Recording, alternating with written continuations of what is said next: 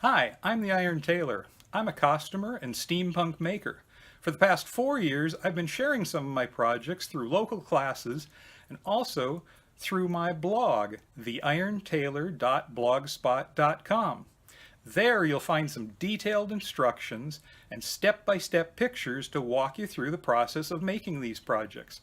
I try to use a lot of recycled materials, very simple hand tools, and just basic skills. So these should be able to be done by pretty much anyone. What kind of projects am I making? Well, everything from goggles to medals to more complicated projects, things that light up, or maybe even a complete dive suit. Now obviously this project's going to take you a little longer than a single video, but it can be done with those same simple tools and basic skills. To try to spread the word a little bit more, I'm now starting a series of videos. So this is the first in what will hopefully be at least 300 videos, since that's how many projects are back on my blog, on how to make these various projects. Remember, if you ever get confused watching the video, you can always go to the blog, theirontailor.blogspot.com, and get those detailed instructions and detailed pictures. So take a look at the video and let's see what you can build.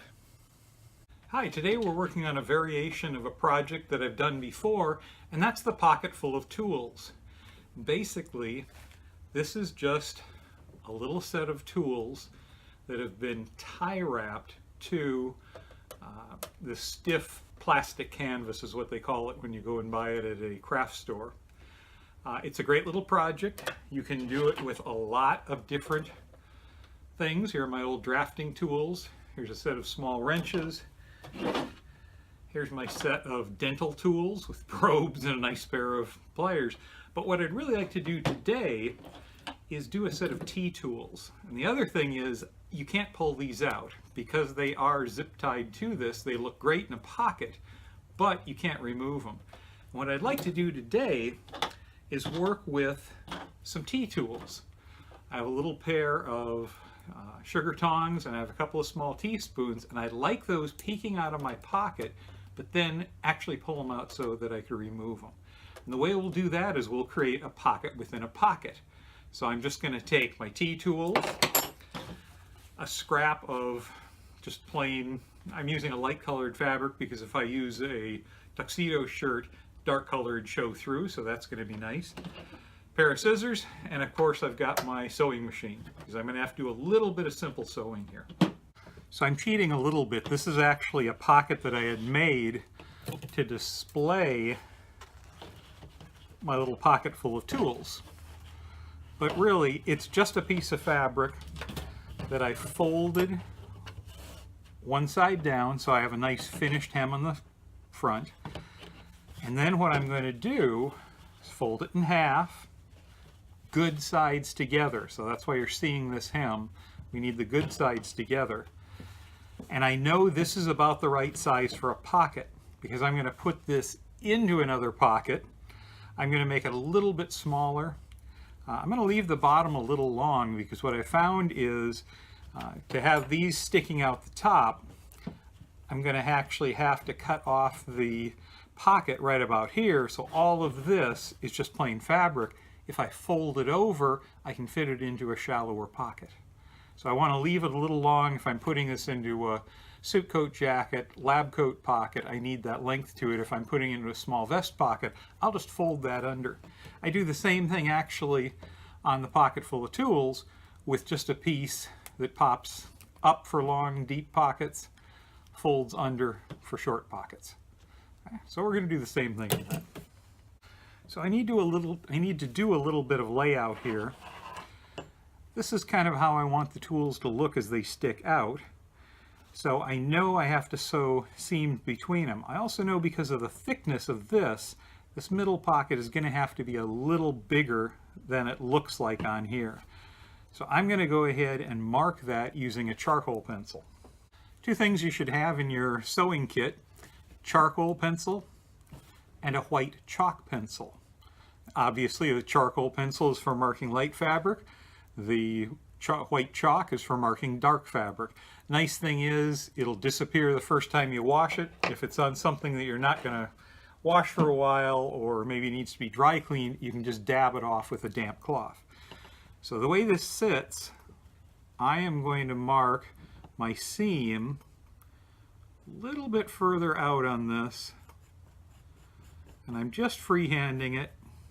I'm coming to the bottom, and again I'm going to leave a good ½ inch extra distance in the bottom because the way this squeezes together, I'll need that.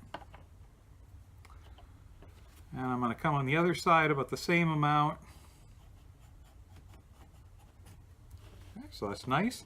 Then for the two spoons, I'm just going to mark the outer edge. These can be a little tighter because it's flat. And then I'll come pretty much right across the bottom of it.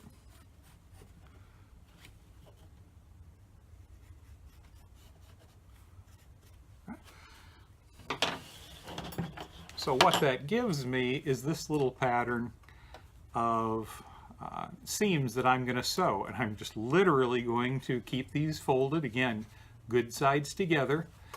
I'm going to sew all those. Then I'll just go down the edge and across the bottom to define the actual pocket where it'll fit into my the pocket of my regular shirt. So let's get on the sewing machine and let's see what that looks like.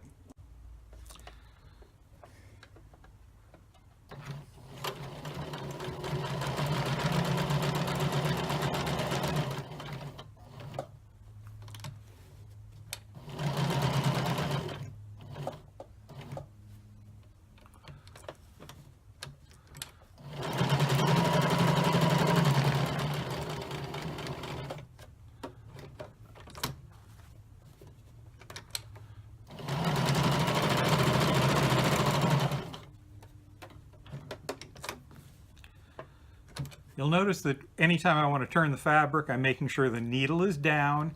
I release the sewing foot so the pressure's off it. Then you can spin it around the needle without losing your position. Okay. Make sure the presser foot's back down or you'll make a huge knot behind the fabric.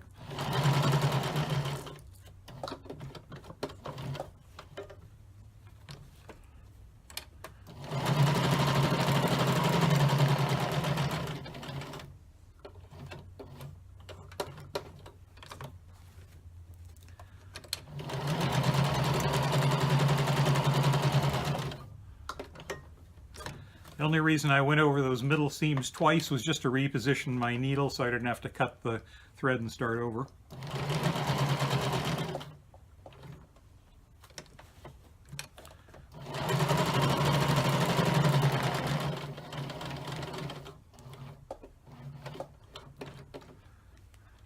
So those are the three little pockets inside. Now I'm just going to run the seam around the outside.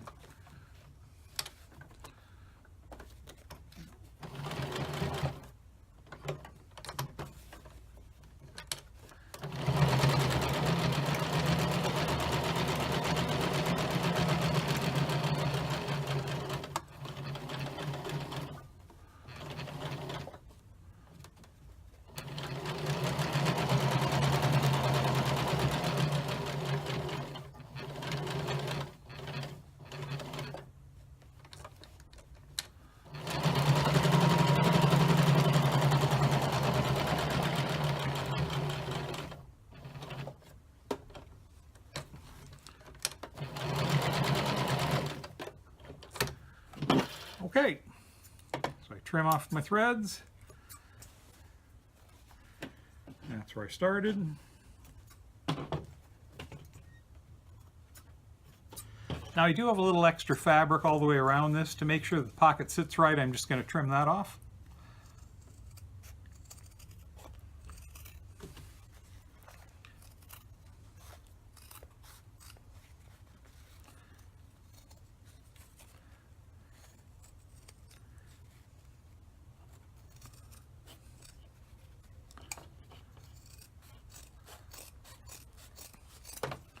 I think this is the first project I've actually shown the sewing. I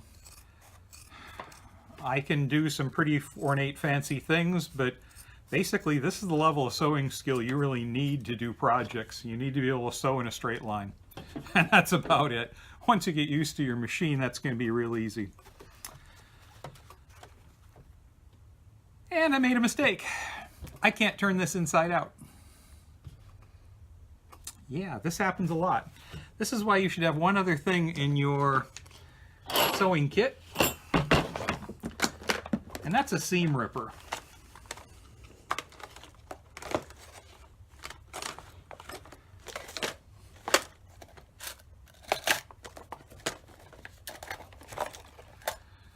Okay, this is a seam ripper. It's got a sharp point, it's got a little ball, and it actually has a little sewn edge. So you can go in between the two pieces of fabric and just tear straight down, and it's cutting the threads without cutting through the fabric. So I'm going to keep the outside stitching I did.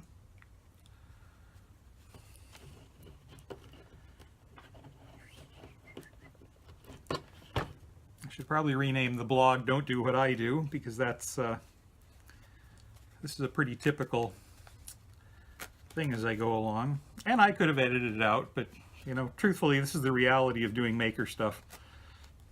So I'll show you how we're fixing this, and you'll probably learn more from that than anything else.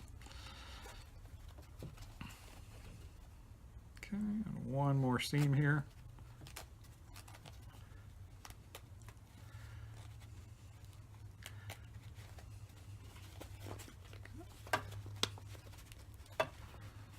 So now I can open this up a little. I still have the bottom seam.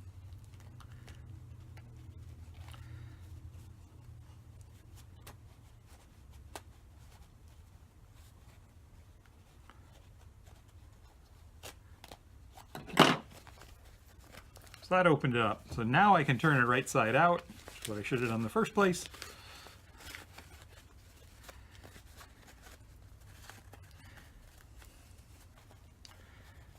Truthfully, because this would go in my pocket and you'd never really see it, I could have left it that way. But the way I wanted to do it is the other way. Now, you'll still see little bits and pieces of thread. I'm not going to remove those. Those are telling me where to sew, so I'm going to go ahead and re-sew those inner pockets.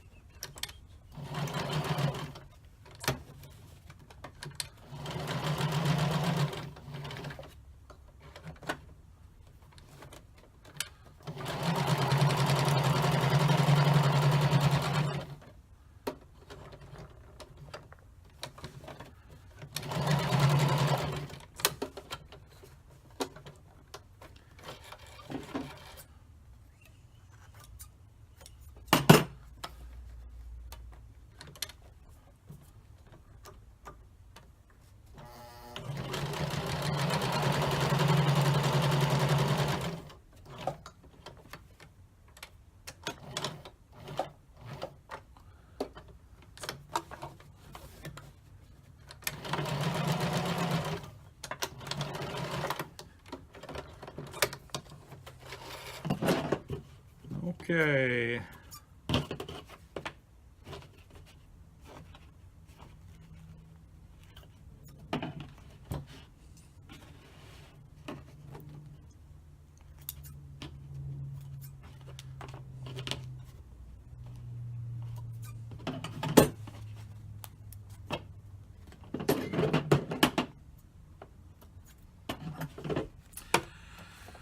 So there are the seams. They aren't tremendously noticeable because it's same colored fabric.